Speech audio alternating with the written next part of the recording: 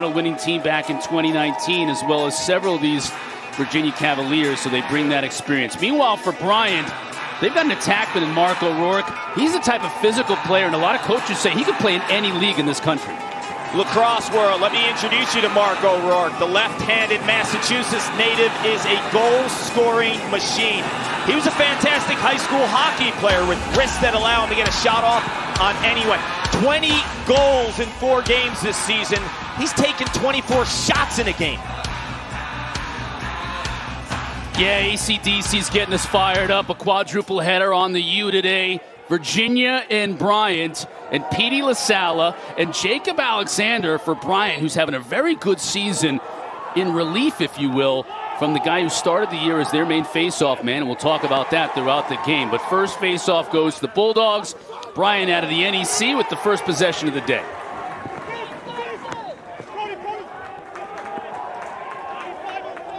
Logan McGovern, number 1, is somebody to keep an eye on in black as well. 15th in the country in assists per game. He's the quarterback. He's the feeder. O'Rourke is a little bit more of the physical dodger from that attack line for Bryant.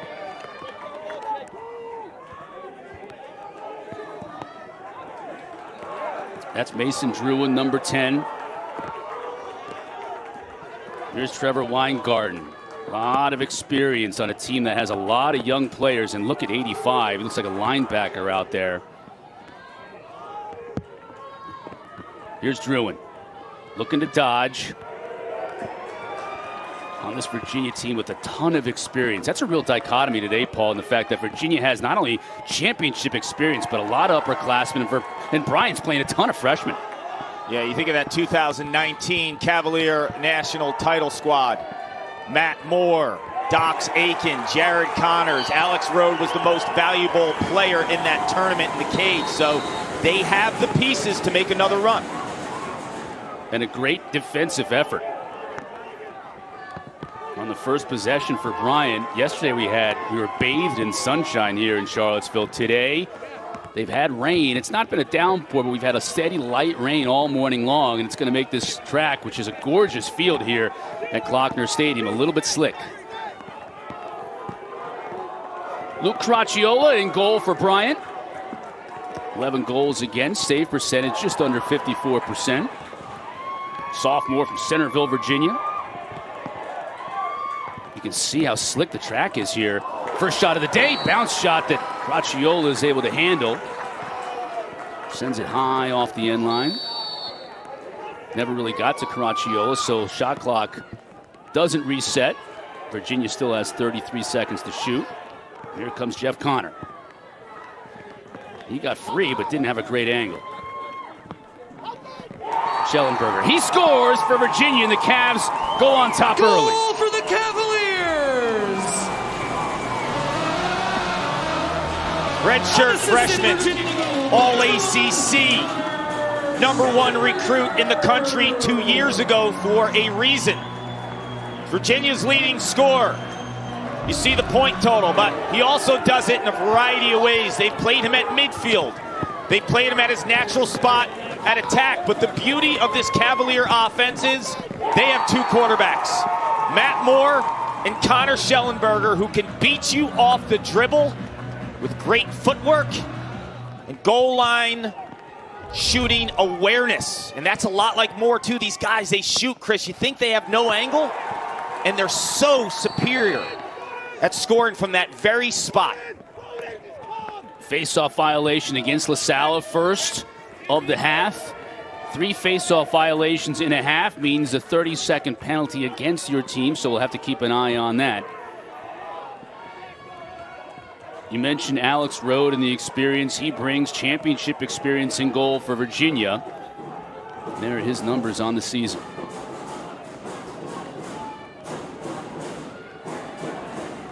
Second midfield line in now for Bryant.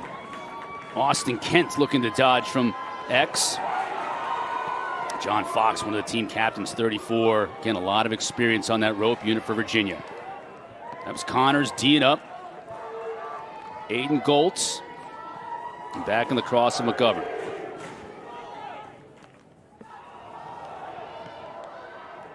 Cade Sawstead, the top close defender for Virginia will be on McGovern all game long. Now inside, and a goal for Bryant. Found Goltz camped out on the doorstep, and we're knotted at 1.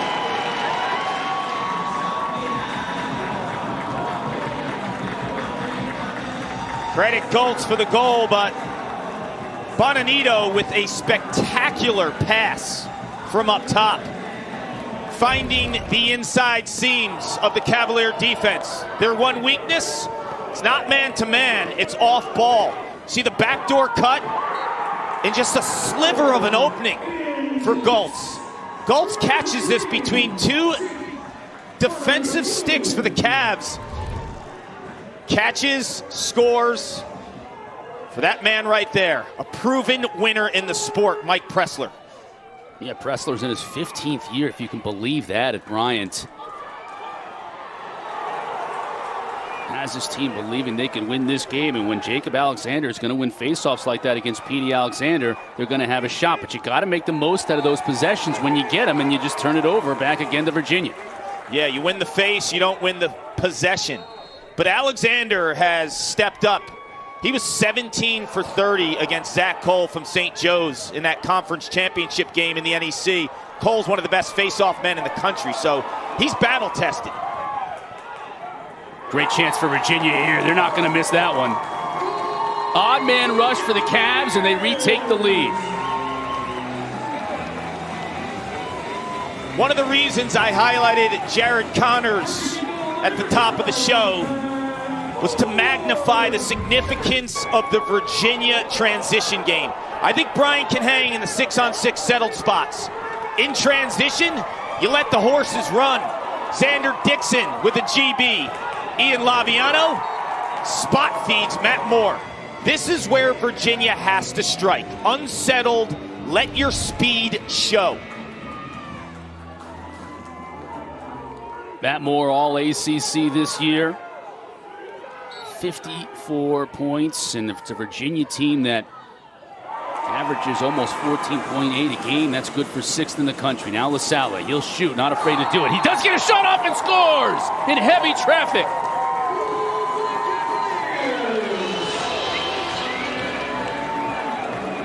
PD, he's back.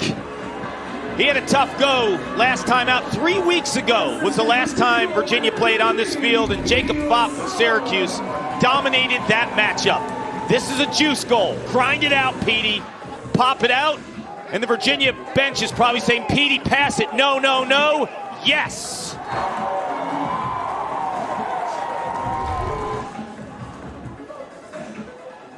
There's Lars Tiffany. Had a huge breakthrough for Virginia a couple of years ago when they won it all in 2019. LaSalle now pops it back to himself, but gets hit. Alexander comes out of there with it. Now Bryant with another opportunity offensively.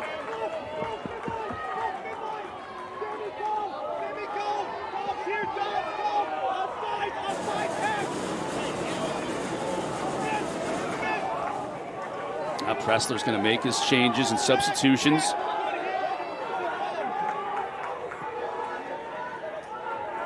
Interesting matchup. Chris, you have Mark O'Rourke, 6 in black against Cole Kastner, who's really getting his first start for Virginia. He wears 39 in white. He is a big-time basketball recruit. He's got the feet, he's got the wingspan at 6'7", but the physicality of O'Rourke, if I'm Bryant, I want to test that matchup early. Moore came up and swiped that outlet pass, preventing it from going out of bounds, and Virginia will set up now 6-on-6. Peter Garno. That's second midfield unit for Lars Tiffany. We'll see Garno, the likes of Regan Quinn, Griffin Harris today as well. You already saw Xander Dixon. He'll play some midfield, some attack. Charlie Bertrand as well, 41, the transfer from Merrimack. Big kid. Moore trying to get in the middle of the field. He shoots. Cracchiola was there to make the stop. And that relentless Virginia ride. broken by Bryant. Yep, get it out quick. Don't let Virginia set up in that ride. And Caracciola notices that. Quick outlet passes. Quick shot. Just misses. That was a big-time opportunity for the Bulldogs. It looked like Timmy Hackett had a good look at it. Now here's O'Rourke. Ball deflected before it got to Rode. Weingarten chases it down. It'll stay with Bryant.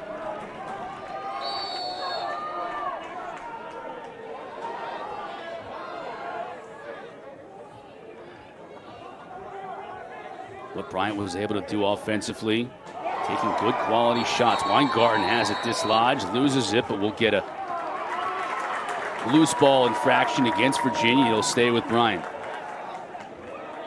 Big numbers for Bryant this year, and Mark O'Rourke only played the last 4 games. Ben Abladian, 14 in black, Conference Rookie of the Year. Logan McGovern, their leading scorer. Now you have O'Rourke, who had a sit out because of inflammation of the heart. He was tested. He got the go from the training staff, and 6 in black with the ball right here has been amazing since his return.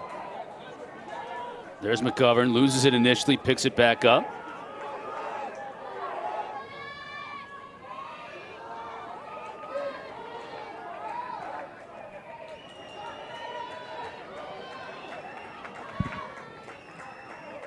That's Ablanian right there, 14.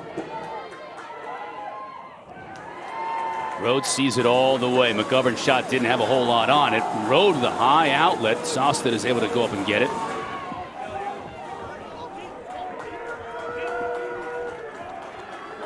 Fox now brings it across midfield. Over to Doxakin. Flirted with football at Villanova, but when the FCS moved football to spring, Doc said, okay, I'd rather play lacrosse in the spring, and I'm going back to Virginia. So it took him a little while, didn't it, Paul, for him to kind of find his lacrosse legs? It did. But he's had some big moments. Game-winning goal against Notre Dame, and you know he's a force, and if you put a short stick on him, he's going to attack this matchup. But for Virginia, what I love about their versatility, you saw Connor Schellenberger with the first goal of the game. Now he's at midfield.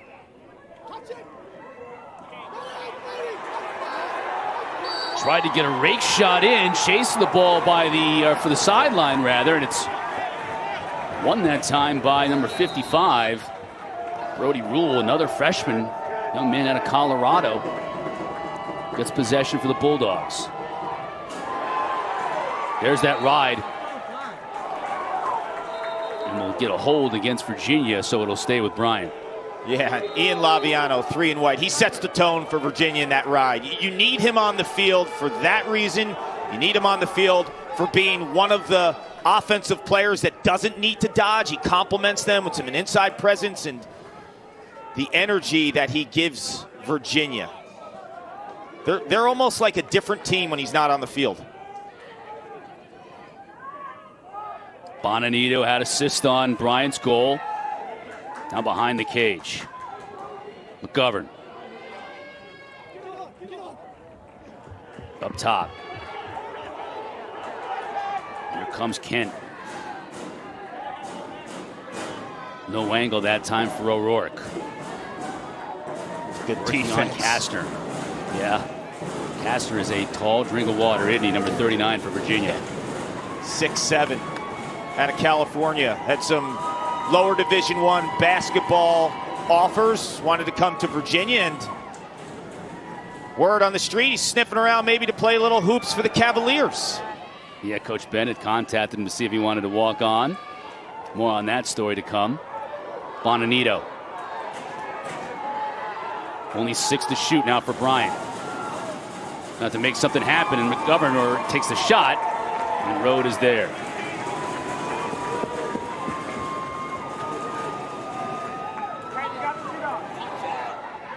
Soliday. Braccio was there to make the stop. And now Bryant wants to attack quickly. Coffey opting to back it out.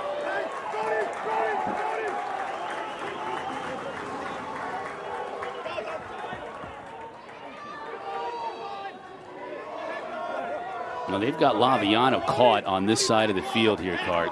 Yeah, trap him. I was giving him a lot of props for being a finishing attackman and ability to ride, not defend. So if you can kind of get him off a pick and find that matchup, he's going to shut off his opponent right here. 3 and white actually goes to slide now. He's on the ball. You got to stick with that matchup. He's running for the box now. Smart of him to get the substitution. Hackett trying to take advantage of it, though. Got free. The bounce shot, though, just whistled wide. Equally smart by Bryant to try and take advantage of that substitution situation. Almost did. Here's McGovern. Road makes that stop. End-to-end action. I like it. Fox quickly. Connors back to Fox. Well, you thought Connors was going to rip that pole.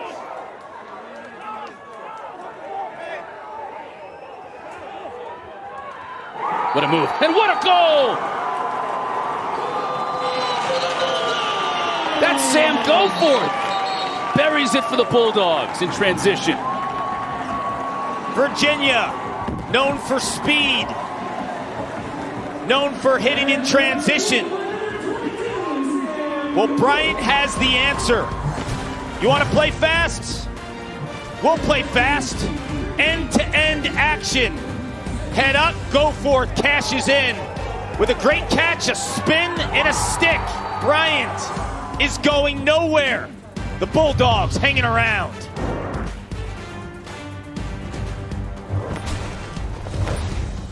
At the face-off dot today, 2 huge goals in that ball game against the Bulldogs and T.D. Erlin.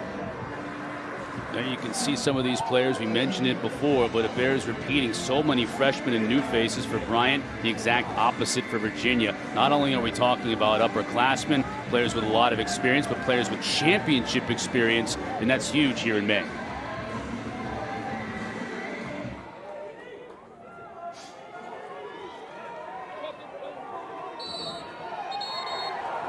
You learn all kinds of things when watching these games. I guess the signal for an uncatchable pass in football is the signal to cut the music in lacrosse, as we saw our officiating crew, Brian Abbott and David Muller and Derek Murray. I love the music, though, in between. Keep it on, right? Yeah, it's great.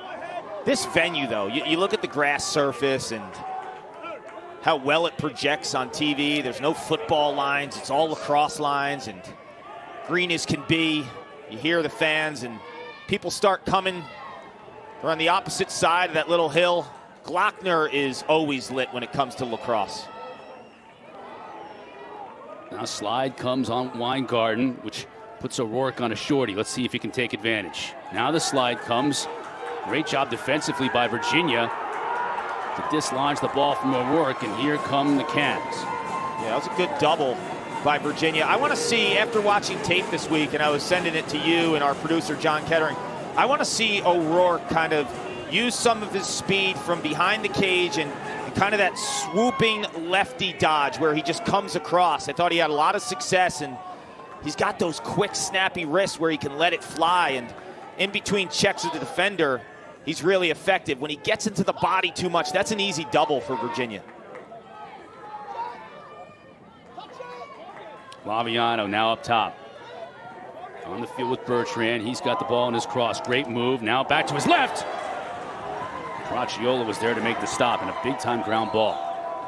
Brody Rule picking it up. Bryant losing it, though, and that's the one thing you cannot do, because you give this Virginia team another second to be able to get their bearings. But luckily for the Bulldogs, they get it back, and now they may have an unsettled situation here. They do. McGovern shoots and scores!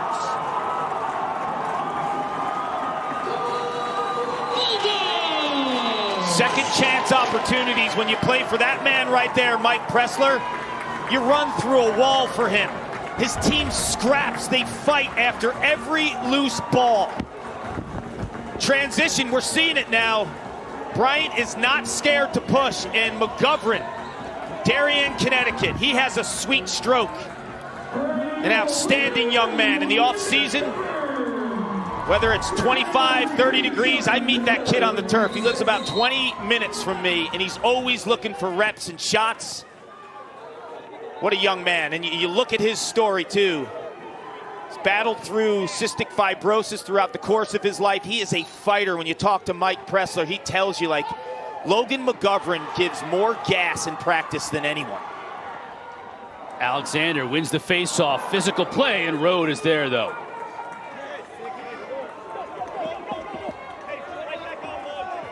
Are you grabbing the goalie stick when McGovern's shooting and when you meet him at the field, the high school field? No. He's all business when he shoots, too. Like, I'll throw him feeds. When he misses a pass, instantaneously he drops on the floor and gives himself 10 push-ups. Love it. Without question. It's like it's part of his muscle memory. Yeah, Pressler said that's part of this team's DNA, too. He doesn't even have to mention it. If you take a shot and it goes past the sideline and not the end line, 10 push-ups.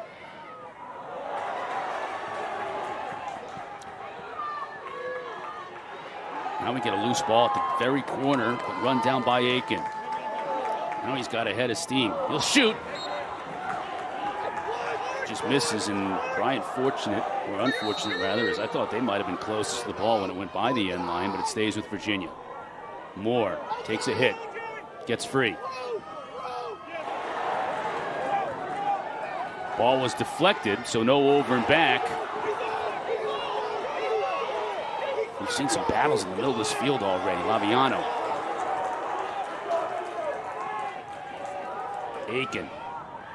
Falling down. Racciolo makes the stop.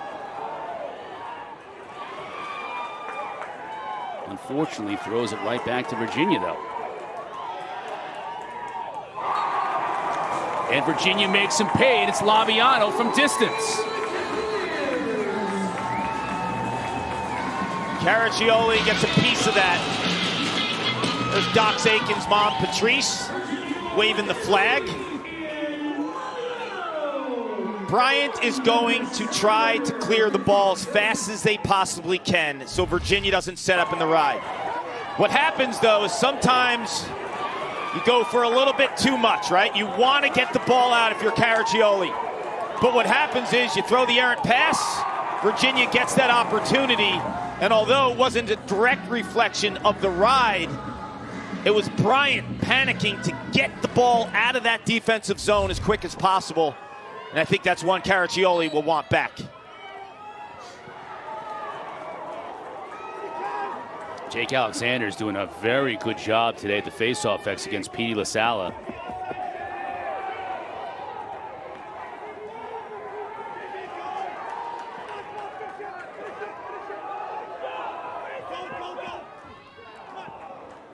That hurt. Yeah, I think that you don't want to get hit by a Rourke shot. Just as the horn sounds to end this first quarter. Well, it's been 3 weeks since Virginia played. I wouldn't say they were rusty. I would say who coached at Duke for many years, and then obviously what he's done the last decade and a half at Bryant. But I also talked to some of his teammates and coaching colleagues. They always say the same thing, whether it's a player he played with when he was at Washington and Lee, or if it's a coach like Joe Alberici at Army who's coached with him, or his players like a Kyle Sweeney who played for him on Team USA. He said, you run through a brick wall for Mike Pressler. He led them to gold in 2010, and the belief that he gives his players, you really can feel it when you're part of that locker room in Mike Pressler. He is as loyal as they come. Connors is going to get an opportunity off the face-off and just whistled it high. We saw in the open, he knows how to find the back of the net with that long pole. Now the substitutions.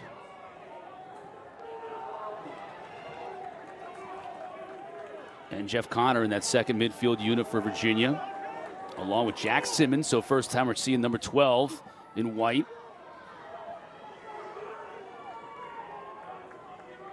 Behind to Schellenberger. Back to Connor. So in this alignment here, Clark, you got Schellenberger at attack, quarterbacking. Yeah, you just flop more 5 in white and Schellenberger 1 in white. So you have the 2-quarterback system. You have more up top now, and Schellenberger can occupy behind the cage. 2 dynamic goal scorers off the dodge, but sweet passers as well. 8 seconds to shoot for the Cavaliers. Moore is going to have to make something happen. Quick pass inside and couldn't get a shot off. Simmons loses his footing, so he wasn't able to get anything on a shot, and it means a shot clock violation against the Cavaliers. Can Bryant operate quickly here? Good look, and a good save by Rode. Oh, Rourke came in and had a point-blank shot, and Rode went down to rob him. Totally robbed him. Schellenberger, man, that was heat. And a great job by Caracciolo to dive after it and get possession back to Bryant.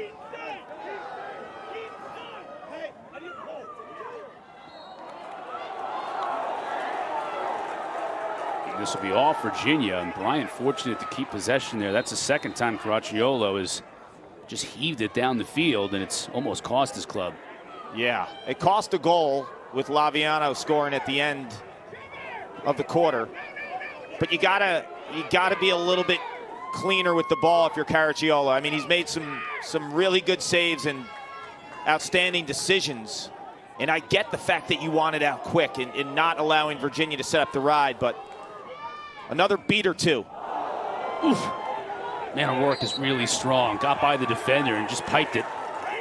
That's the shot, Chris, right? That's the shot that we were seeing on tape, right? When he sweeps across the middle, even against good defense, his wrists are so quick that he can shoot that hard from that far out. Weingarten just muscles his way right to the cage. Tried to one-hand it. That was just a force of nature. That reminds me of like a move you would make going to the cage, right? Just it's not even a bull dodge. Move, it's like a locomotive dodge. Like it's not stopping. Like there's nothing going to stop it. Jump shot off target. Bulldogs keep possession. There's Weingarten, senior from Allendale, New Jersey, Bergen Catholic. He had to play football at Bergen Catholic. Now that was a beautiful move. O'Rourke just missed. Nice feet too.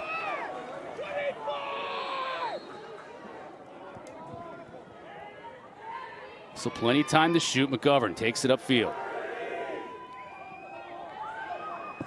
Weingarten didn't have a good angle. Back to O'Rourke. Double comes from behind. O'Rourke still got it off, but Rode was there to stuff him. Rode has his number so far. You saw the pipe. Got 3 shots off in that possession. Got stuffed inside. He got the pipe. And then Rode again, who was playing stick on stick with O'Rourke and winning that matchup.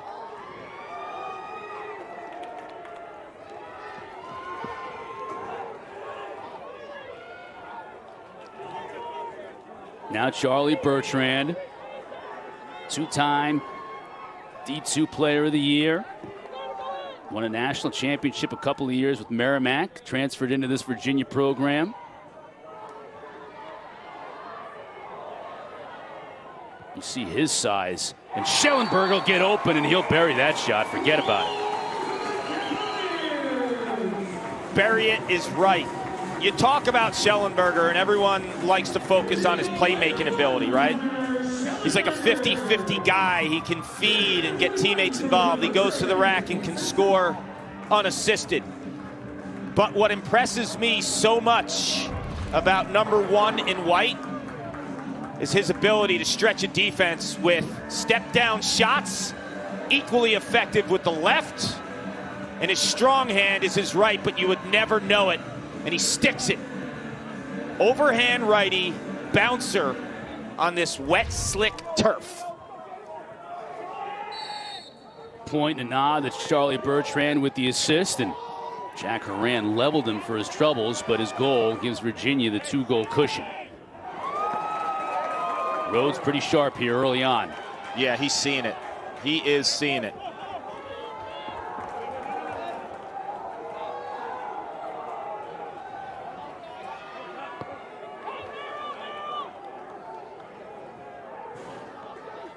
And now Peyton Cormier and Virginia slowing things down a little bit, getting 6-on-6, allowing the substitutions to take hold.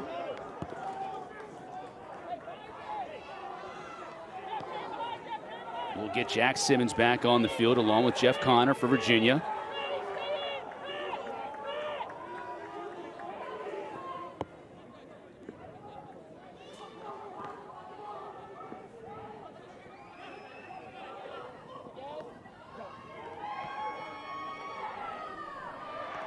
Moore. He's open. A little twister there. Now that's big hustle to the sideline, and it stays with Virginia, but just barely. Ryan Baker certainly made it an issue. Yeah, closest to the ball when it goes out of bounds on a shot. I mean, that's splitting hairs. Connor is going to get a lot of time, but that plunked off of somebody as well in front of the goal.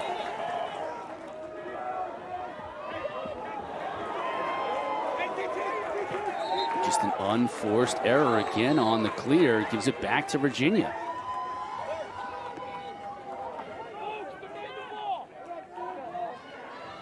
You're going to have to live with those, Chris. When you want to strike in transition, you're going to have to take the good with the bad. They've cashed in a couple times, and we've seen some blown opportunities as well, but they've made the decision that they want to push. First flag of the day.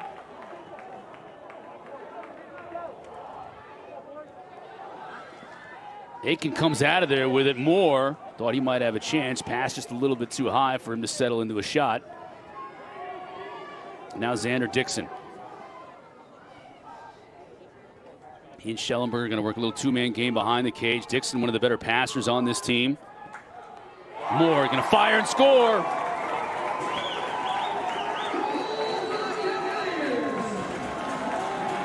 This is exactly why the two-quarterback system on the Virginia offense just works.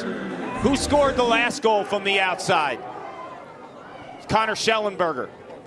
He does it with his outside shooting ability and his pinpoint passing to the other quarterback who's known as a dealer as well. But on this play, he's the finisher. Matt Moore from Connor Schellenberger. You look at the numbers and how equally distributed their points are. I mean, look at that. It's a 100-100 club, and the player behind him, only a freshman eligibility coming into this game. He's got over 30 assists. Connor Schellenberger, you know what he does as a goal scorer. So having these two guys, Chris, it's like no one in the country has the two-quarterback system like Virginia does. A lot of teams have duos, right?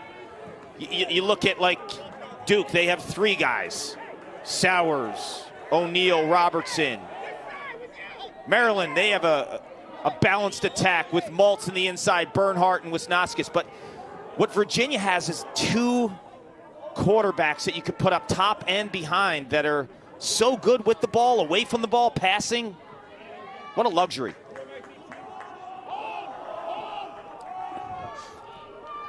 Now McGovern, Rhodes coming out after him. This could be problematic, and it was. Rhodes came out after McGovern, and McGovern's quickness just got him topside, and he was able to make him pay. Logan McGovern is a fighter. The Bryant Bulldogs are fighters. They're going to soak some punches from the Cavaliers. The ACC has brought it this season, but the other conferences aren't backing down, and the NEC is no different.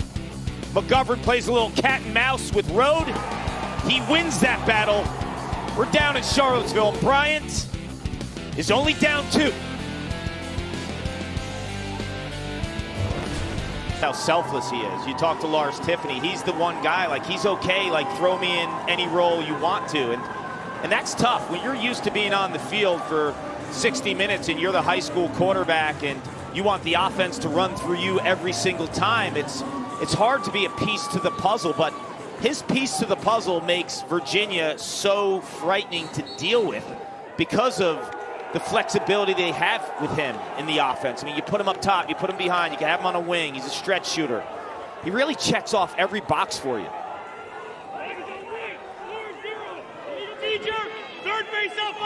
Objection! 30-second technical foul. 4-0. Now, Gable Braun has taken draws for Virginia, and this is something, as you heard from the officials, third face-off violation of the half. It's a 30-second penalty against Virginia, but Petey LaSala has not taken the last couple of draws for the Hoos. Don't know if he's injured. Don't know if it's because Alexander just had his number, Jake Alexander, to start this game, and Lars Tiffany is going to try and mix it up a little bit with the freshman Gable Braun, but either way, it's now a man up for Bryant.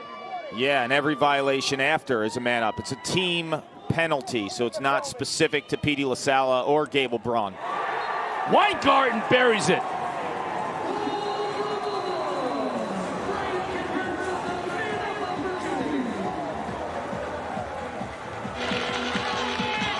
This is a big dude with textbook mechanics. Look at Weingarten right here. Ball spins. McGovern kicks it back. And you see the defense extending out. He actually shoots right over the defender from Virginia, over the shoulder. Rode doesn't have a beat. Trevor Weingarten saw the hat trick against St. Joe's. It's a big dude that has range and that textbook overhand shot. So hard to track, especially when a defender's in front of the goalie. Braun wins this draw. Soliday off the pipe. Another ground ball for Rule. Unfortunately, he gets it knocked out of his cross in the middle of the field, and we'll get a call against Virginia. Loose ball call, get the ball back to Bryant. I know you like 55 for Bryant. I do, yeah. Rule is a well-schooled defender. Played for Matt Bocklett, who was an All-American at Johns Hopkins and All-Star in Major League Lacrosse, and now coaching as a defensive coordinator with the PLL Water Dogs, recently hired. That's his coach. I mean, Bocklett's got so much experience on that side, and Brent Adams, another PLL player, coached Rule in high school. So when you're exposed to that kind of a bandwidth, right, and you are physically imposing too. I mean, he's a dude, Rule. Yeah. He's kind of like a linebacker, because he's not super tall, but he's 6 feet, 185 pounds, and just thick. Now Hackett offensively. Bryant trailing by a goal here and just hanging around. It's like they're taking shots from Virginia, but still standing. O'Rourke getting inside, loses his helmet. Now that's gonna stop the play right there. Do you see how he doesn't even think about stopping? He's a hockey kid. He was a big time hockey player in Massachusetts in high school. Everyone thought he was going that route. Get back to that in just a second. So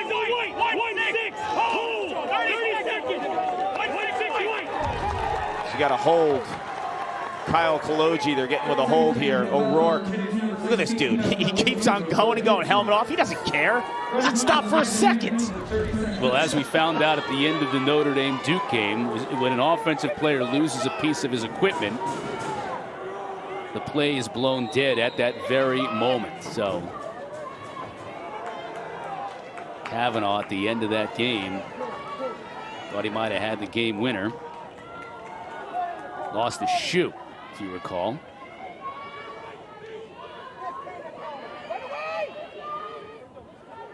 Man up for Bryant again. They made the most of their last opportunity with a goal.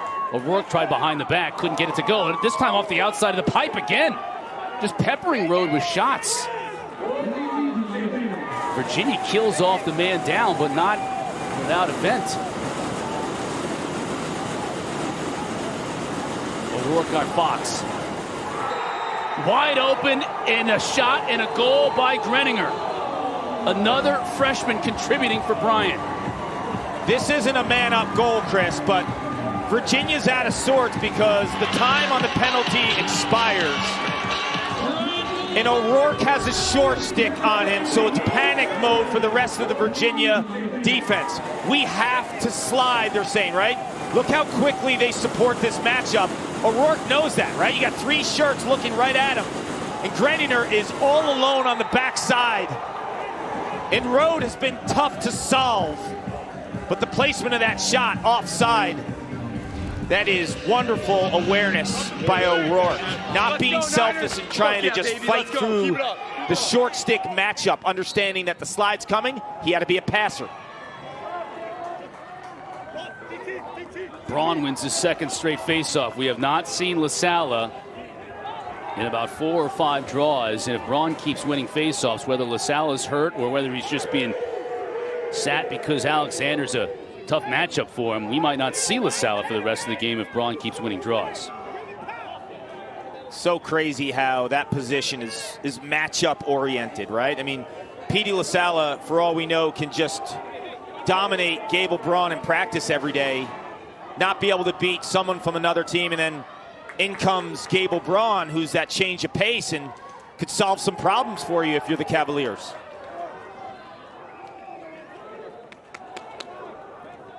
Bertrand, skip pass over to Schellenberger. That's a goal by Peter Garno. So several Cavaliers getting involved, names that we might not call on a regular basis. We could talk the skill set all day of Connor Schellenberger. He's extremely gifted, but he also has incredible lacrosse IQ. So Garno scores this goal, but the most valuable player, bar none, for the Cavaliers this afternoon offensively has been Connor Schellenberger. I mean, look at the awareness. You start to dodge, the defense collapse, and you find your guy up top, 33 in white, who has so much time to catch, set his feet, and let it rip because of the sixth sense and understanding where the slide rotation's coming when Connor Schellenberger had that ball. 3 assists for Schellenberger on the day. Braun, another draw. This is fun. This is fun. How many twists and turns in this game? I mean, Bryant just scored to tie the game up, all the momentum, and then an unlikely player in the name of Gable Braun really starts turning the tide back for Virginia. Filling in for Petey LaSalle at the faceoff X. Now he's winning all the draws. Laviano got back to his right, but didn't have much of a look. Here's Cormier.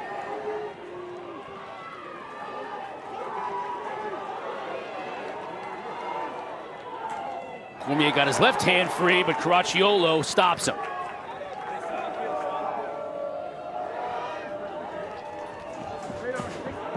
That ride, but more now is on the defensive side of the field.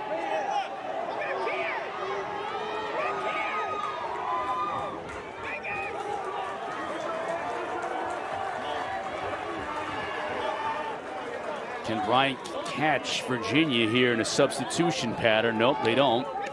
They wait for it all to take place and opt to attack 6-on-6.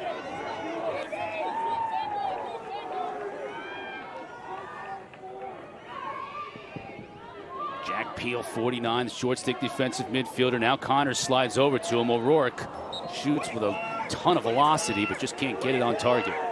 It almost looks like he shoots the lacrosse ball like he's smacking a hockey puck, right? It's like the same motion. 24! Long range shot from Aiden Goltz. Still 23 to shoot for Bryant.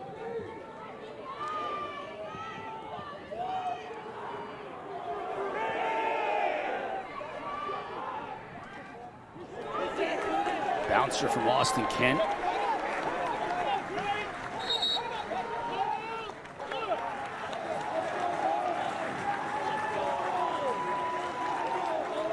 Coach Pressler calling a timeout to talk things over. Fresh 80 to shoot for Bryant. NCAA men's lacrosse coverage continues next weekend with the quarterfinals. Action begins on Syracuse on this field, and Petey LaSalle had the toughest game of the season in regards to head-to-head matchup with Jacob Fopp against Syracuse. He was dominated, and it wasn't like LaSalle's typical play throughout the course of the year. You could argue heading into that Syracuse game, he was the guy that you wanted in the ACC facing off, and you have the time off, and you're out of rhythm, and now you get pulled. This is a tough spot for Petey, and I will tell you this because I know this kid. He is tough as nails. He is going to fight. He's going to respond. When you look at his body of work, what tells me a lot about Petey LaSalle, his winning percentage after 2 violations, and after 3 violations you get the penalty, is actually better than his regular face-off winning percentage. So you know he can dial in, you know he can get locked in and counter and make those moves. Don't sleep on Petey LaSalle. He's been clutch for too long.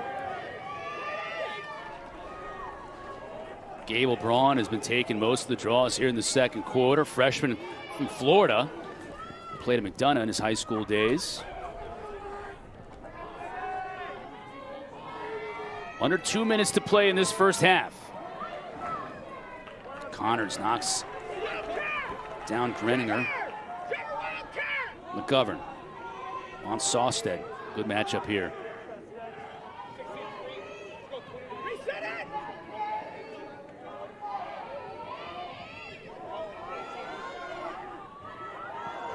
Swim dodge, gets free initially. Goltz couldn't make anything happen from it though. Rhodes sees the high shot all the way. In traffic, Connors gets the ground ball. Now gets knocked off his feet. Back to Goltz. Bryant fresh 80 to shoot for Bryant. They're not backing down, Cotter. They are not backing down. About a 4-second difference in shot clock and game clock here in the first half. You want action? We'll give you action. Rode with another beautiful stop. The black shirts swarm Connors. Throw him to the grass. I mean, Aiden Goltz is 6'2", 200. Packed a wallop on that hit. Yeah, Goltz is a West Coast guy who's had some big-time experiences on the football field, right? Mucking it up, and Coach Pressler was saying he had some looks out west. Yeah, receiver. Could have played college football. Now Sawstead, speaking of a kid who could have played college football. Highland Park High School in the Dallas area. He lowers the boom, but we got a flag. Yeah, this is going to be against Virginia, and this is a big foul too, because Bryant will just milk the clock and retain possession and have the ball to start the third quarter.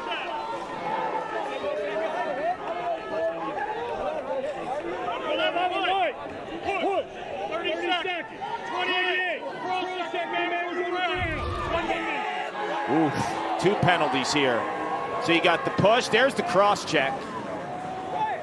Well, they got him for the push. It looked like Sawstead had the cross check. Yeah. And now Lars Tiffany wants an explanation. Looked like his hands were separated. When your hands are separated, you have that much meat of the stick when you lay the boom. They're going to call it. You see him right now showing the ref where he thinks the hands were.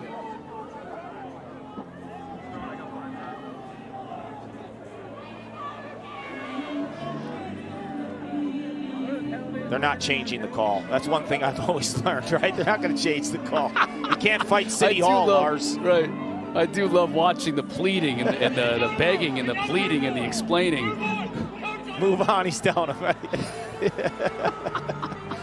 I'll never forget when I was really coaching in my early 20s. John Gagliardi's late father, Bob Gagliardi, he knew I'd get heated during games. He said, Paul, you can't fight City Hall. They're not going to change their mind. He was so right.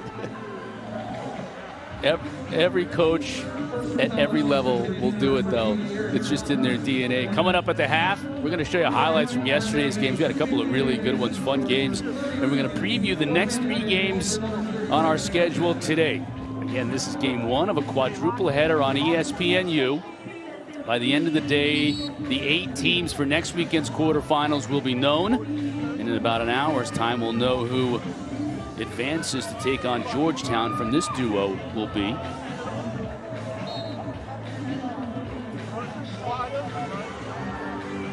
How impressive was Caraway and Georgetown yesterday, Card? Oh, I mean, a shooting clinic. Just tape those 5 goals, and every little kid in the country should just see the mechanics of how he lets it go. The ball was screaming. Georgetown has some incredible young talent, too. Yeah. Dylan Hess with 4 goals from the state of Florida. Declan McDermott, he had 5. That team is real. Yeah, Kevin Warren's fun to watch, too. Head coach on the sideline, fully animated. So 18 seconds left in this first half, and to your point, no reason for Bryant to do anything but hold on to the ball, and they'll get possession of it to start the second half, which is the most important thing. If they can hang on to it, and they can't, that's a huge play. Wow. That's a huge play by Virginia to get possession, because now they'll be able to face off at the start of the second half, and it'll help them in their ability to kill off this 2-man down situation. Roll away, step away from the pressure. Burn the clock down. You'll start with the rock to start the third quarter. Ouch, that is a huge, huge mistake. Would have been 2 men up. Huge play. We talked about all the freshmen for Bryant in this first half. It's a freshman for Virginia, Ben Wayer, who makes one of the plays of the half for the Cavaliers. They lead 7-6 at the half, but it's a good one, and the good second half promises to be on the way. You know, you talk about how O'Rourke has had issues, but Logan McGovern has not. Well, he can spray it. He's Bryant's leading scorer. You saw him do it with the right hand. Played a little cat and mouse with Sawstead and Rode and won that battle. But the biggest thing for me heading into this third quarter was the lack of opportunity Bryant took with that extra man. They were up 2 men. It's a 6-on-4, and they threw the ball away. If they held on to the ball, they would have started with the ball. Instead, Virginia intercepts it. They get the ball, no face-off. The Cavs start with the ball. Could have been an unbelievable way for Bryant to start that third quarter.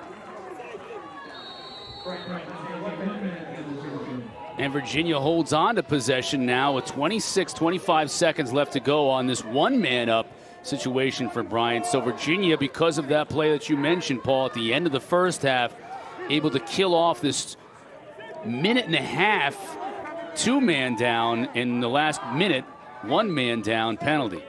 Yeah, you're drooling if you're an offensive player going 6-on-4. I mean, please get me the ball in the rotation. You're going to have your hands free. Virginia would have had to go into a box. Bryant could have played the perimeter and had an awesome opportunity to spray one. And now Matt Moore and company will look to extend their lead here early in the second half. You can see the turf is slick because Dox Aiken just lost his footing. Good pass, great look and a goal. Beautiful pass from Matt Moore to Peyton Cormier right on the doorstep. 7-6 at the half. Could have been Bryant's ball. 6-on-4 to start the third quarter. Instead, Virginia starts with the ball, burns the penalty, and then Matt Moore doing a little bit what Connor Schellenberger does. Play him behind, play him up top, spot feed the automatic Peyton Cormier from that spot. When he catches the ball, it's turn and rake from that spot. His hands are so soft, his awareness in front of the crease to finish the rock. That is Cormier's bread and butter. Similarly to Schellenberger, who was redshirted last year, Cormier was injured back in 2019. Got a glimpse of him in 20 before the season was cut short. And he has 38 goals now in 2021. Petey LaSalla back in to take that draw to start this second half. Violation, though, gives it to Bryant.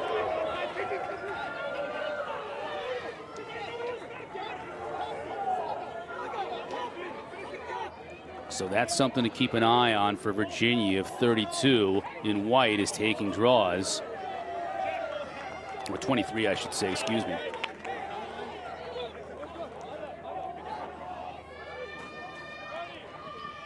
Goltz thought about firing with the left.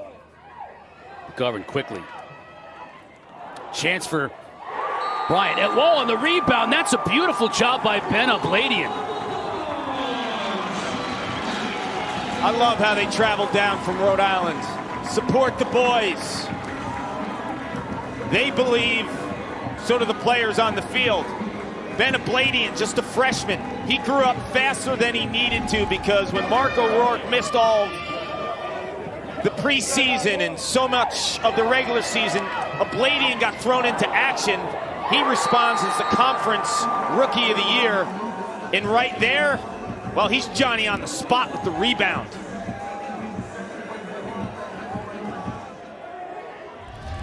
Great job on the shot fake, too, because Alex Rode had gotten up and was going to make that save. It would have been an unbelievable save if Abladian had just taken the shot as soon as he picked up the rebound, had the presence of mind to fake. Man, LaSala almost buried that shot, but a great job of hustling by Brody Rule. We've mentioned that name so many times already in this game, 55 in black, to get possession back to Bryant.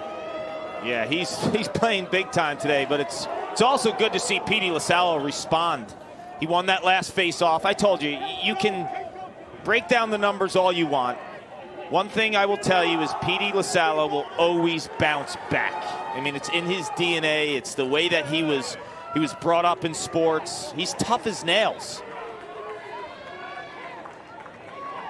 In the first half, LaSala, obviously the All-ACC face-off man, started the game, and then you had Braun come in for Virginia to take 7 draws in that second quarter.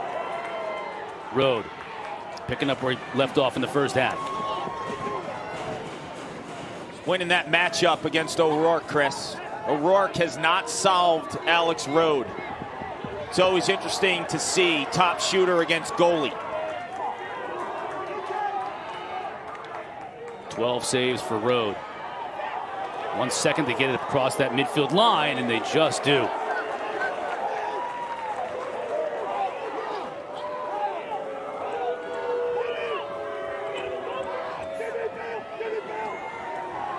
Dixon.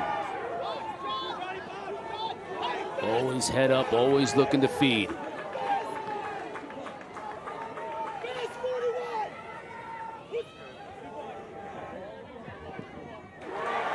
Has it intercepted. Jake Fisk for Bryant. Skip pass initially not handled by the Bulldogs, but now McGovern gets it back and he'll slow things down.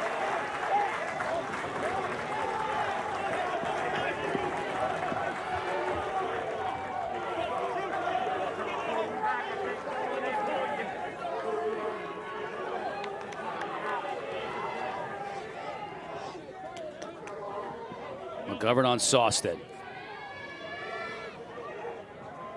That's go forth, scored a goal in that first half, number 22.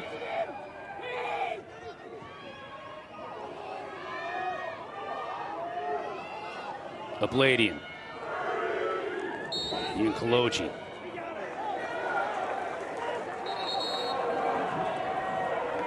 Flag on the play. Let's check the call.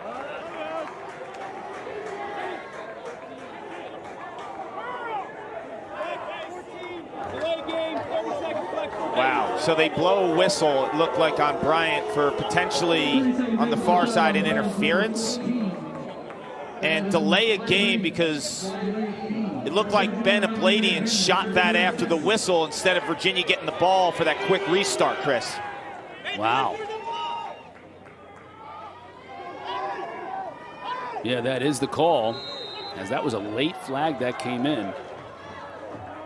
You see left side of the screen, there's a whistle that blows. Yep, you heard that. And then he shoots it a beat or two after. Laviano couldn't get enough on that redirection. Cracciolo now coming out of there with it. Virginia's up a man for 30 seconds, but Bryant might kill that off, and they might do more than that as O'Rourke, again, just cannot find the answer for Alex Rode. I mean, he's had so many chances. You got to figure that the percentages are working in his favor here in the second half at some point. Yeah, he's 0 for 10. So Alex Rode is owning 6 in black, who is not afraid to shoot. I mentioned he had 24 shots in a game earlier this season against LIU. He's 0 for 10 in this game, but he'll keep shooting, man. He will not stop.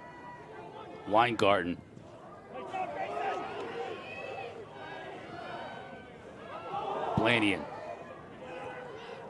Behind the Weingarten. Sauced it on him. That is a lot of muscle right there working together. Here comes Moore.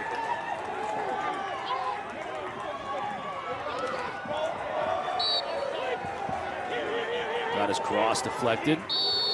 Shot goes out of bounds, but Laviano is there. Virginia will look to strike quickly. Doc's Aiken. Racciolo goes down to stop it. Now here come the Bulldogs. End-to-end action. McGovern.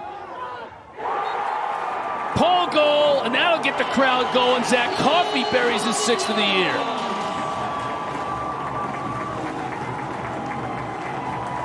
Coffey has been big on the clear for Bryant today. And he gets some payback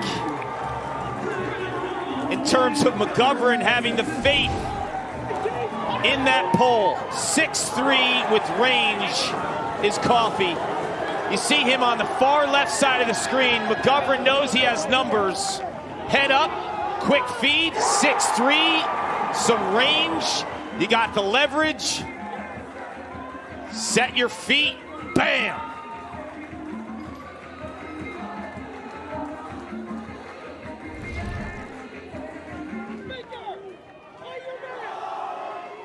All tied up at 8 apiece. And we keep talking about how Bryant is taking every punch. They had the mistake at the end of the first half, so they gave away a 2-man up opportunity. Didn't matter. They fought back here in the third quarter to tie this thing up.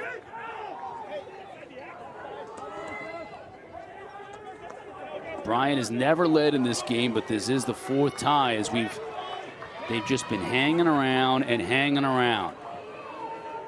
And Alexander is allowing them to hang around, Chris. He's been big time. And Bryant always has a good face-off game.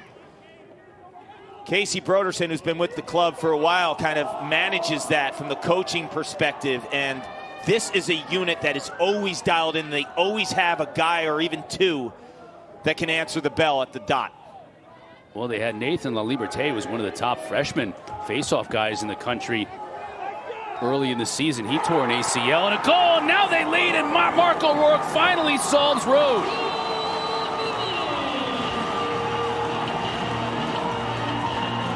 He's 0 for 10 with the left. He's a hockey player. Can get a shot off on anyone. Well, the left hand isn't working, so why not try the right? And this is a big-time physical dodge. O'Rourke from the state of Massachusetts.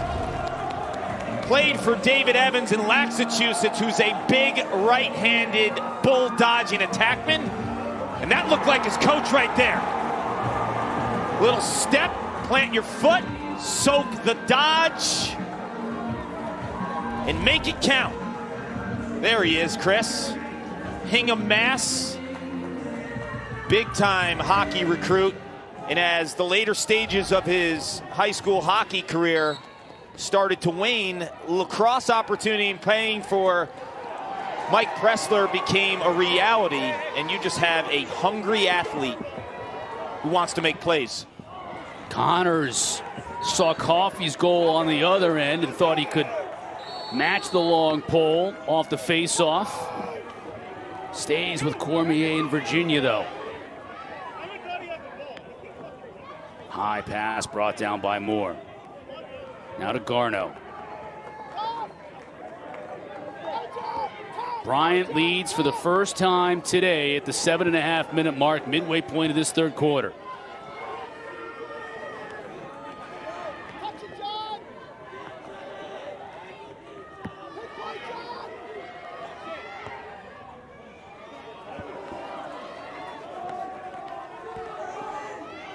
Now Moore. Slide comes as he was on the shorty.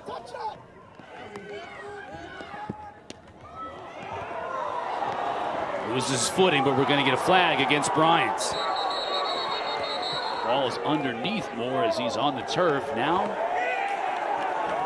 A few words are exchanged. We get another flag on the back end of this, maybe a dead ball flag. Yeah, too, this is going to be interesting because Bryant is going to get the initial foul, but Xander Dixon, it looks like, comes in late. And if he gets an unsportsmanlike, it's going to be all even, but it's going to be Bryant's ball because it's after the whistle. This is interesting to see how this flushes out.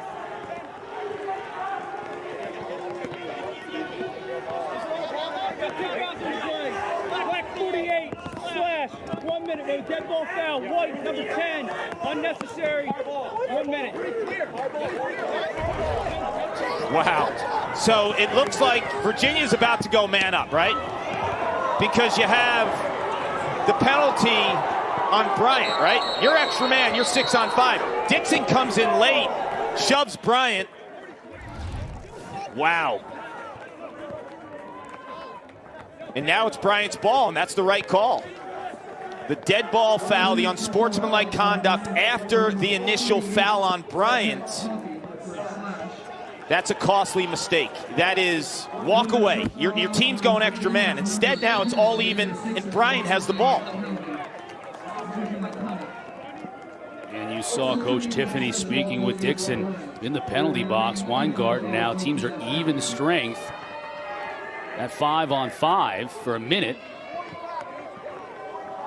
An even strength 5-on-5. Yeah, it's easier to score than 6-on-6. You get the defense out of their traditional defensive slide rotation and package. You want this if you're Bryant. You got to capitalize on this 5-on-5. Goltz under all kinds of pressure.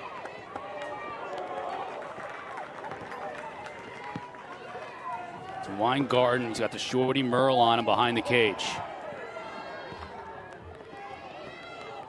Just trying to muscle his way up top.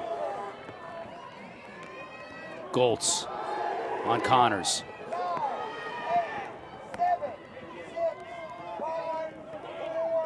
Abladian. O'Rourke now trying to make something happen. We are full strength. Back to his left. High bouncer stays with Bryant. Think he's shooting? Now he feels it, right? Finally scored. McGovern. Shoots and scores! Just got a step on Sawstead, and it was all he needed. Tough guys can come in all shapes, sizes, and forms. This is a tough guy. Embodies what Bryant's coach Mike Pressler is all about. Give me everything you got, one in black. He answers the bell. Nobody thought Bryant would come down, battle with the big boys of the ACC. Logan McGovern had plans. His offense is clicking.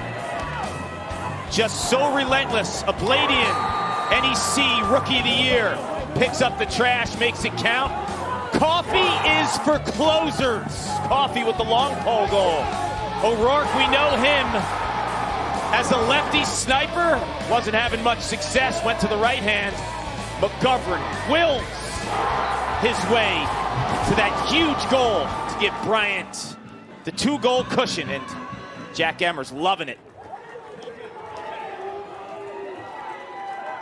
I'm sure Jack Emmer used to put things on the board like AIDA, ABC, always be closing. Yes. Which is what Bryant is going to have to do here on the road to spring the big-time upset. Virginia, you talk about the experience in May, they're battle-tested. Whether it's Bryant, Maryland, Duke, Yale, throughout the years, and certainly through that run in 2019, they know how to win close games. Yep, and Bryant's a program that's won on this stage in this game when they upset Syracuse in 2014. And guess what video Mike Pressler was planning on showing his team prior to this game? That upset. That dinner on Friday night, right. Believe. Touch it, more! Touch it! Good.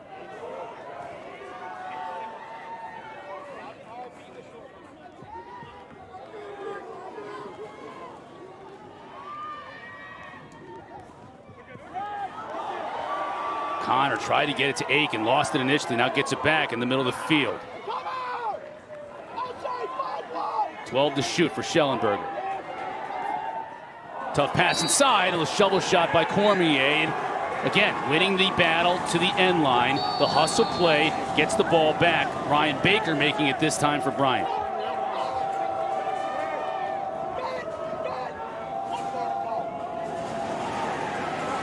Laviano just relentless again on that ride, and it's going to get the ball back to Virginia. Worth his weight in gold, 3 and white, for moments like that. Will Connor fire it? No, back to Laviano, or more rather.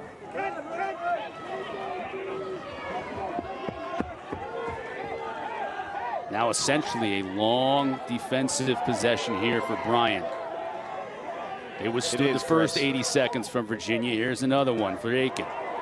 But when we talked to Mike Presser, he told us we're going through the 2 deep as a play-by-play guy. I'm like, get your board ready, right? How many poles was he going to throw at him? 5 poles, 5 D middies.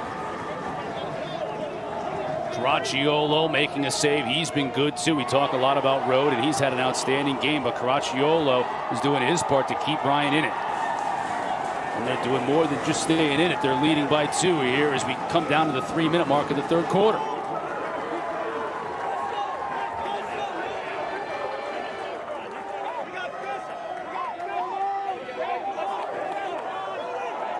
The 4-0 run here in this third quarter. You think about, Paul, the disappointment of blowing that 2-man up advantage that they had at the end of the first half. It didn't faze them one bit on the road, essentially, here in Virginia. You thought that would be the moment, right? The turning point in the game where Bryant just let it slip, right? They answered. A little sloppy here as Fisk probably needs to make his way to the bench, and he finally does. Ablanian. Now to Hackett up top. Another one of the freshmen getting a lot of playing time today.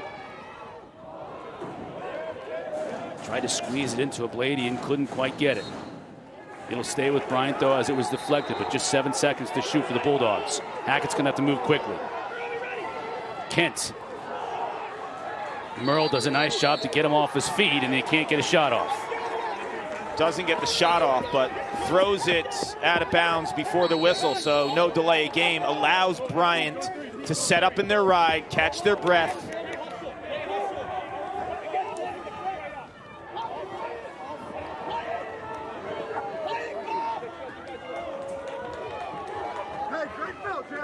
Three weeks, 22 days since their last game, and it was a loss, too. They lost 2 out of 3 to end the regular season. No ACC tournament.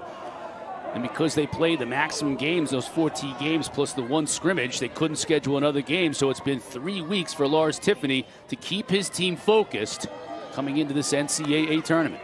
It's the longest layoff I can ever remember between regular season and tournament, ever. This will be a shot and a goal. That's Garno from distance. That's 2 for him on the day.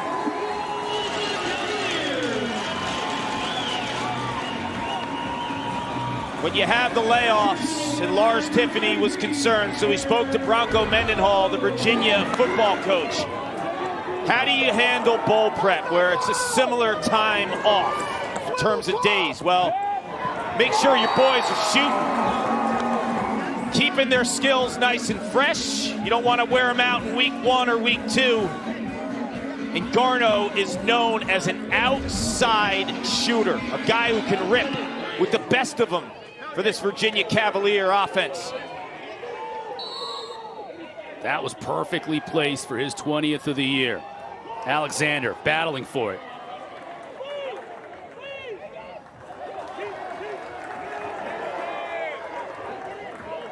Back on top. How about Alexander, too? You talked about La Liberté was one of the top freshman face-off guys in the country, tore an ACL. Alexander's a freshman himself. He's no slouch. And you think about the challenge coming into this game. You're going against all ACC Petey LaSalla, a guy who can absolutely dominate a game. Alexander hasn't flinched. Yeah, he hasn't. He did it last week against Zach Cole, who's a top 3 to 5 face-off guy in the country from St. Joe's in the NEC championship. So he had the confidence coming in and understood that he could answer the bell and give Bryant these opportunities late in the game. Final 30 seconds of this third quarter. Bryant trailed at the half. They've stormed ahead here in the third.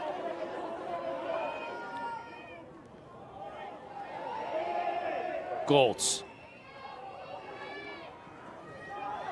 Weingarten. Two physical players for the Bulldogs. Knocked away.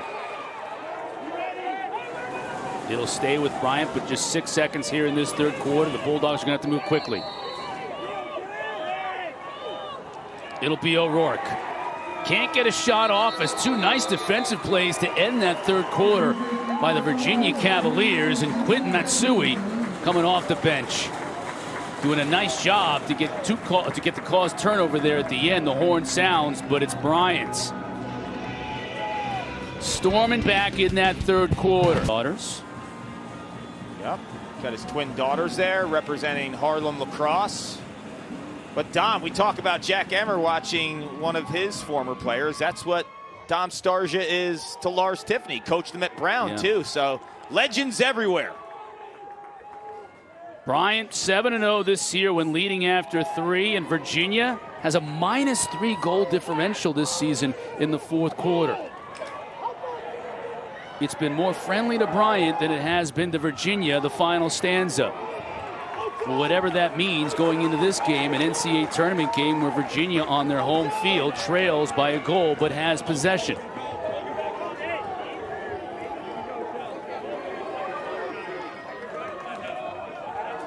Schellenberger now running out of the box. Bryant trying to get organized defensively. There's Dox Aiken. Over to Jeff Connor.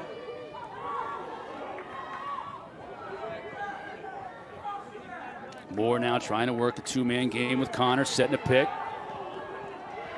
Slide comes.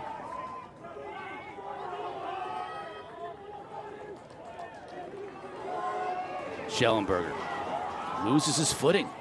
It's been an issue for both teams today, and Fisk comes out of there with it. Yeah, we have a slick track, to say the least.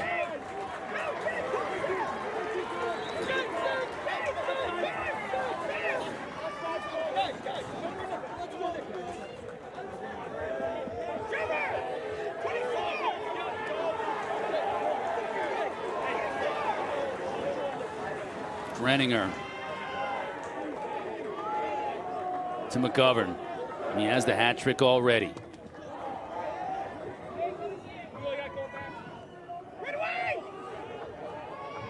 Goltz. Behind the cage, nice catch by Weingarten. Just powers his way in front. Now with the left. Couldn't get anything on it though. Yeah, I think one too many steps there. Weingarten had a decent opportunity, let it go just above goal line extended. Nice play. Cormier off the pipe. Great tic-tac-toe passing on the break, but now Bryant might have an opportunity. O'Rourke says, I'll slow it down a bit.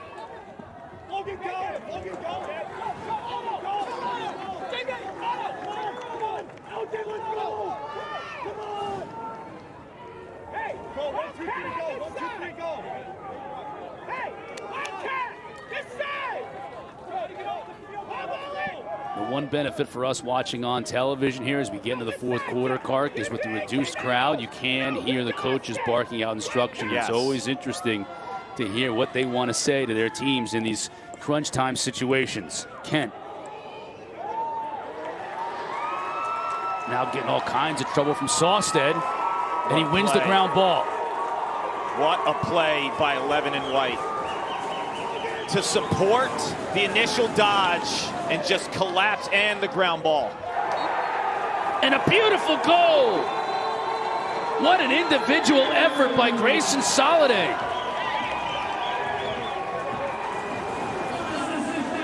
Down the stretch in 2019, 11 and White was asked to guard the opposition's top player. And he did that. He answered the bell in the national championship against Jackson Morrill from Yale. This time he supports his fellow Cavaliers with a timely slide, a ground ball, and the payoff is a short stick defensive midfielder in Grayson Soliday, who cans it. I thought the transition game would be critical for Virginia. They had to find their spots with Jared Connors and the shorties like Soliday. John Fox, one of the team captains of this Virginia team, a stalwart on that rope unit, but Soliday, because of the injury to Danny Parker earlier, thrust into a greater role, and that's a huge goal for him. Alexander wins another faceoff. Here's O'Rourke. Right now, if I'm Bryant, I'm putting the ball in the stick of Logan McGovern. He's the quarterback. He doesn't turn it over. Everyone catch a breath if you're Bryant right now. Virginia wants to fuel their offense off the momentum of that last goal. Get your composure, run your offense, and number one in black rarely turns the ball over. Hackett. This is Bonanito. Merle defending him well. Bonanito inside. Man, that was a nice catch. Still with Bryant. Quickly with the ball movement. Abladian stopped by Rode. But an outstanding play by Abladian coming back to get possession back for Bryant. What a play. Wow. We talk about Ian Laviano for Virginia and his ability to ride. Let's give some props to the attack of Bryant, because they have been relentless as well, and that play was unreal. So now Virginia having to stay on the field defensively for an extended possession. Bonanito, he'll shoot. McGovern backs it up. You know, that's a great point. You right now have Virginia gassed. They've been playing a lot of defense because that last goal was a transition goal. There was a healthy possession for Bryant prior to the Sawstead slide and tranny. Rode, though, makes another save. That's 16 for Rode. Look at the effort. Both teams selling out. Merle comes out of there with it.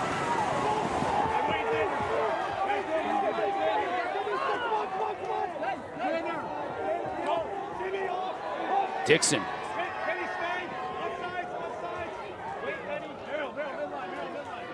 Now more goal line extended. We'll survey the field.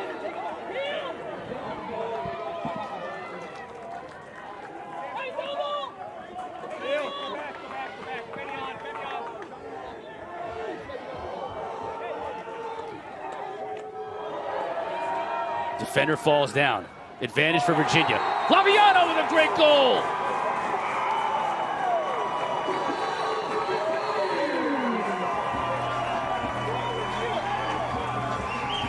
Big time moments. Ian Laviano never backs down. Did it against Duke in the semis in 2019 on way to a national championship. Merle with a monster ground ball in the defensive possession. When you ask Lars Tiffany about Xander Dixon and why he's getting more playing time, the one word, vision. His ability to spot feed a teammate like Ian Laviano, that is why Tenon White Dixon's on the field. Both teams showing a lot of guts. Virginia coming back to take the lead. Now LaSala and Alexander, and LaSala too quick on the whistle.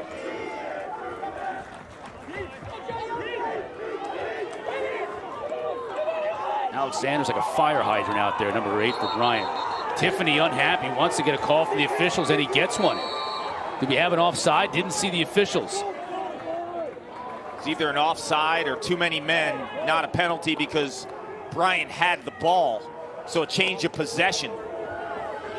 But Chris, in this game, Bryant has always answered the bell when you thought Virginia was ready to take it, right? You think about in the early stages of the third quarter, when that 6-on-4 extra man opportunity, being 2 men up, that was gone, right? Virginia scores. Bryant answers, takes a 2-goal lead. Do they have the answer at the most critical part of their season, in the biggest moment in the program since 2014, when they beat Syracuse up in the Dome in this same round? Schellenberger now. Quickly, Doc Sakin in front. Moore. thought Caracciolo was close to that one, but it stays with Virginia with Cormier running it down. Now to Moore. That's Laviano. Aiken. Got a better angle, shoots. Nope, stays with Virginia though. Bryant is in a zone right now, and watching how they're recovering, it looks like the bottom part of the defensive zone on the pipes. It's a little soft there right now for Bryant. It's a concern.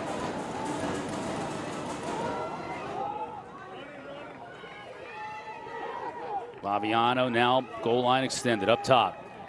Aiken again. Has it deflected. Fisk, one of the team captains of this Bryant team, trying to kick it free, can't. It's Jeff Connor who comes out of there with it. 50 seconds still for Virginia to shoot, plenty of time. Halfway through this fourth quarter. Schellenberger looking to feed. He does. Docks Aiken, just deflected by the defender. Tense moments here on this side of the field as this possession continues for Virginia. Moore, no stranger to huge goals. Wide open though is Cormier. He won't miss that shot.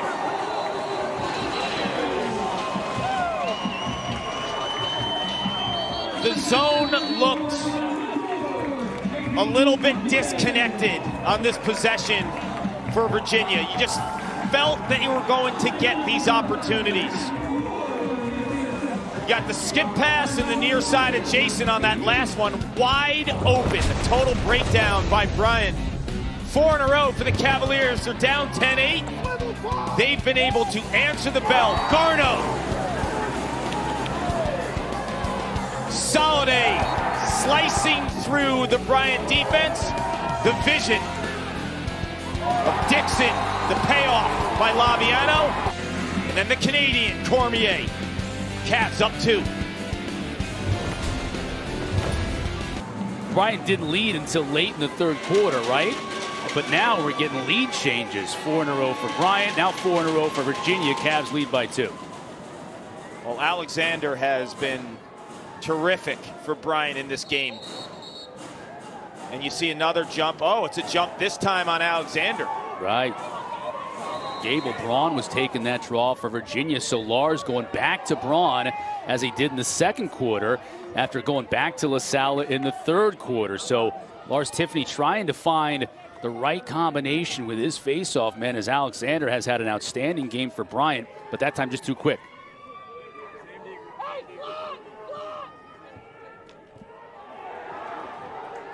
Heck of a play by John Miller. Will it end up being a cause turnover? Big ground ball. Now we get a whistle. Then we're going to have it looked like Moore lost his cross and didn't clear the play, right, Kark? It looked like he didn't get out of the play, and that's what caused the official to blow the whistle. Yeah, playing without his stick.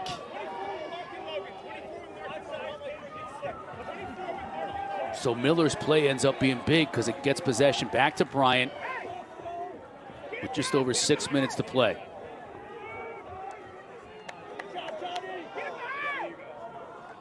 Goltz, the physical nature of this Bryant team with Goltz, Weingarten, O'Rourke.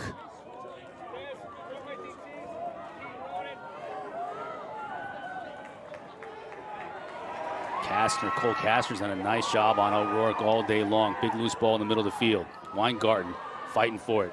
It's gonna be hard to knock him off his feet. Now to O'Rourke. It's a big ground ball by Weingarten.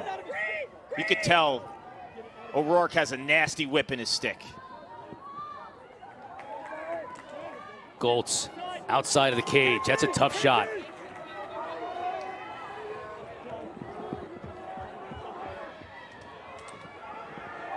Connors. That's why he's an All-American. Cormier battling on Rule. Freshman from Colorado. Cormier gets free. Little shovel pass, but it's too high. Will Schellenberger be able to pick it up? Still loose. Laviano now battling for it. It ends up in the cross of Abladian. This Bryant team plays so hard. Look out here, Ablady now back to his right. He shoots. Nothing but McGovern is there to keep it with Bryant. I think Abladian's probably frustrated a little bit with himself, but he might be banged up too. Thought he had some open green space in front of him. McGovern on Sawstead.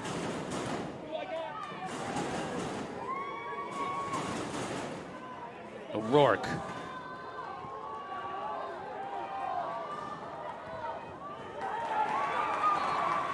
Tough angle shot. It stays with Bryant. Just didn't have any angle there at all because Kastner was just pushing him out. Yeah, he's lucky they didn't call that a pass. I know he intended to shoot that, but the direction of that ball did not look like a shot. Bonanito in the middle. Man, Road is good. And a quick outlet.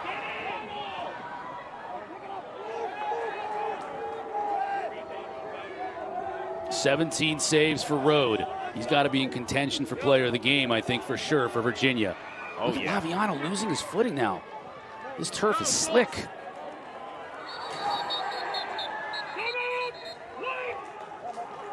We'll get a timeout here from Lars Tiffany. With just under 4 minutes to play and his team leading by 2.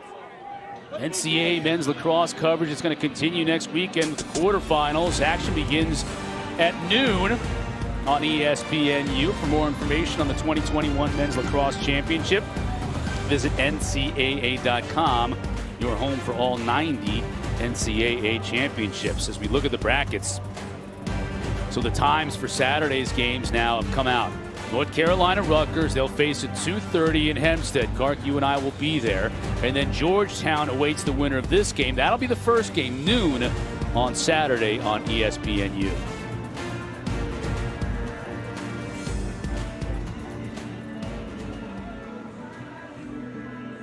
Little one there.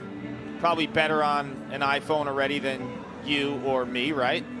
Yeah, Teach more him young. proficient. Look, she's already putting it up there, getting the glare out of it. She's putting a Grubhub order in right now. What are we eating, Mom? Tip of the cap to the Bryant fans, too, huh? Yeah, yeah. They've made their way down here. Team. They did, from Rhode Island, and this is a program that is certainly tough as nails. The team, it's just their ability to keep swinging in this game, coming up with those monster ground balls. And Coach Pressler headed down to Charlottesville with every intention of winning, and it's an incredible story. They had a bunch of pauses with COVID this year. They were one positive test away from shutting down the season. Yeah. He had one goaltender at one point in time. Tegan Alexander, who was going to redshirt this year, they decided to take his redshirt off. He made 17 saves in the game. I mean, Pressler was going to go to the club team to try and find a goaltender to back him up for that game. They just didn't have any players. I think at one point in time he said he was fielding 17. He had 17 guys in uniform. 3 stoppages, you mentioned. One test away from, positive test away from just having to cancel the season. And here they are, NEC champs, down 2 in the fourth quarter late at Virginia.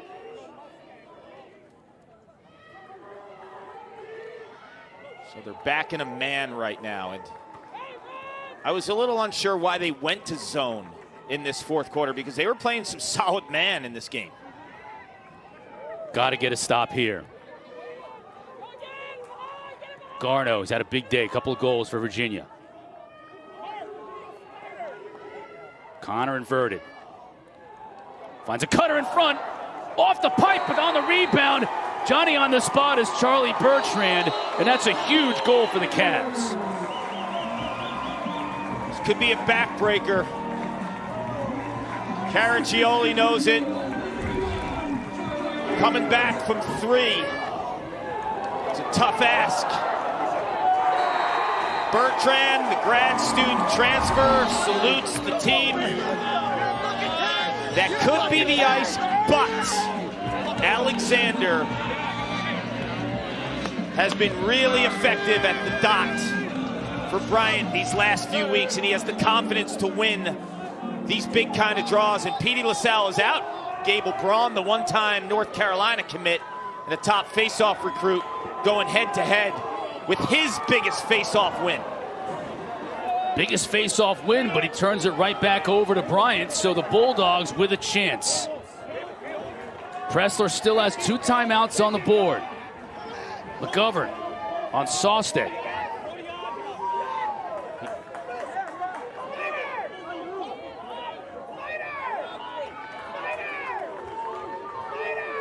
Biggest offensive possession of the year for the Bryant Bulldogs. As you see the drought, it's been 18 long minutes. Weingarten gets inside, and he scores!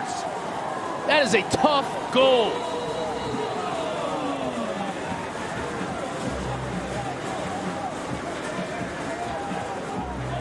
(6'1", 220, staring you down. Treats a slide like it's nothing, using the body. Big time righty dodger. He's got Merle backpedaling, and Merle's wearing actually 2 different colored cleats, which tells me something might be wrong with one of those feet. And Weingartner just bull dodges his way right through the heart of the Cavalier defense, and there still is hope. Alexander and Braun. Big battle. Connors comes out of there with it to Sawstead and up to Kaloji. Big ground ball in the middle of the field, won by Virginia.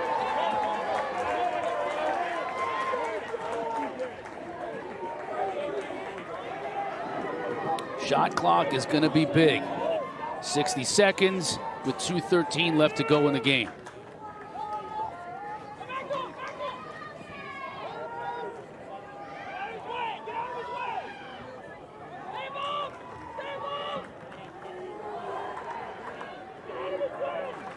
Interesting, too, you look at Virginia with Soliday still on the field, Connor still on the field. It's not about offense for them right now, is it? Well, you got to find not giving up a quick one the other way, right? Double. Yep, you got to find a sweet spot to double and jump the ball. And you want to go after Soliday right here. He's a short stick defensive midi. You want to shut off and trust this matchup, and Coffey just needs to go after him right now. Do not allow Soliday to get rid of this ball. This is the matchup you want.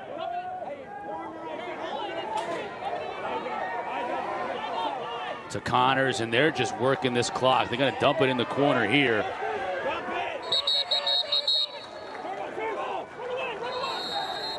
Now they want to set up a ride. Would have been smarter probably for Moore to dump that in the corner, but what a move there by Rule. But now he's in trouble in the middle of the field. And Connors just snags that ground ball. But I think we're going to get an offside call against Virginia.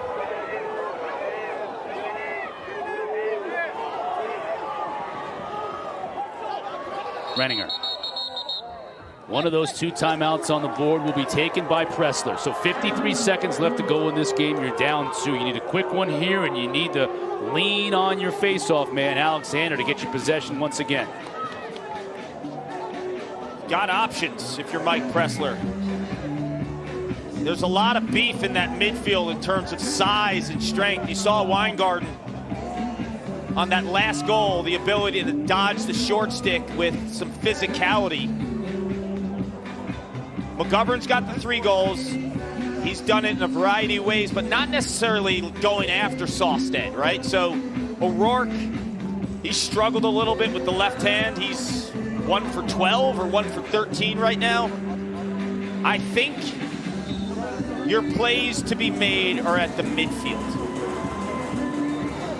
And Bryant has some dudes. You know, you got Galtz, you got Weingarten. Those are big physical presence. One of those guys is going to have a short stick.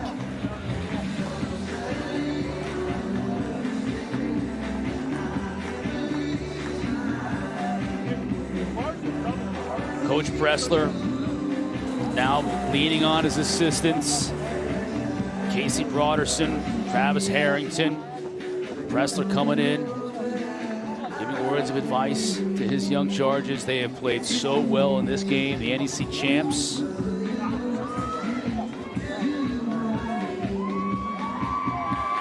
So much respect for them, not only in this game. We mentioned what they've been through this season and all the pauses and almost having the lights turned off on their season.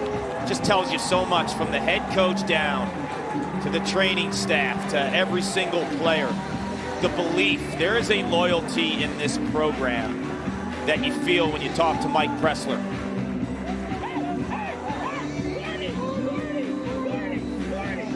Nine different players have scored for the Bulldogs today. So to your point, Clark, they have all kinds of options of players that have been effective. There's probably their biggest option, not Mark O'Rourke, although he hasn't had a great day, a goal and an assist.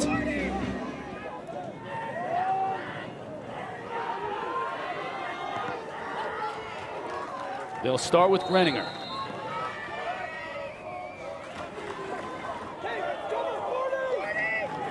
Now to Weingarten. Rode is there to stuff him. Wow, that was the matchup, Chris. Weingarten on Merle. He beat him the last time, beat him again, but Rode in May. 18 saves for Alex Rode. Now all that's left for Virginia and Ian Laviano was to run out this clock. Caracciolo was out there trying to get the ball from him. Anything they can do. It's desperation time for Bryant. That shot is meaningless as Laviano's just trying to kill clock, and there's just not enough time for the Bulldogs.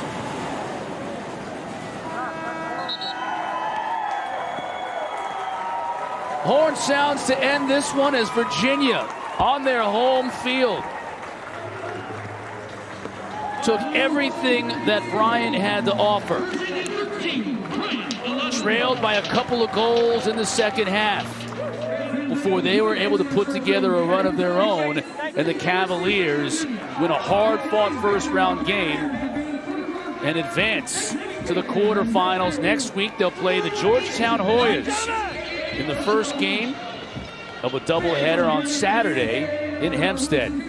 Tip of the cap to Mike Pressler and the Bryant Bulldogs. A hell of an effort here on the road in pushing Virginia to the very limit. Indeed. You think about what Drexel did out at Denver against Notre